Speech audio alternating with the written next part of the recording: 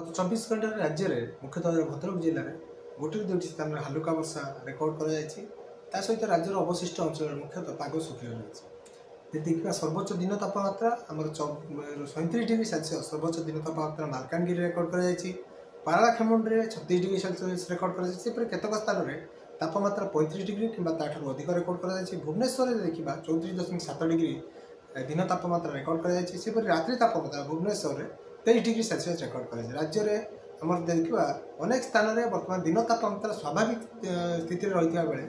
आमर रात्रि तापमात्रा स्वाभाविक अधिक रेकर्ड कर आगामी जो रोचे 2 दिन में दिन तापमात्रा राज्यर किसी स्थान में 2 ରୁ 3 डिग्री जाए वृद्धि होबार संभावना रही रात्रि तापमात्रा विशेष परिवर्तन होबार संभावना रहे आमर डे 3 एवं जोटा कि रोचे मुख्यतः भाव में डे 4 ये जो अर्थात आप जो 3 और 4 तारीख ये जो 2 दिन राज्यर किसी जिले में आमर हालुका मध्यम धरण वर्षा रुख्यतः भाव उत्तर आभ्यंतर ओडिशा झारसुगुड़ा सुंदरगढ़ केउझर मयूरभंज ए सब जिला गुड़िक स्थान गोटे दुईट स्थान हालुका मध्यम धरण वर्षा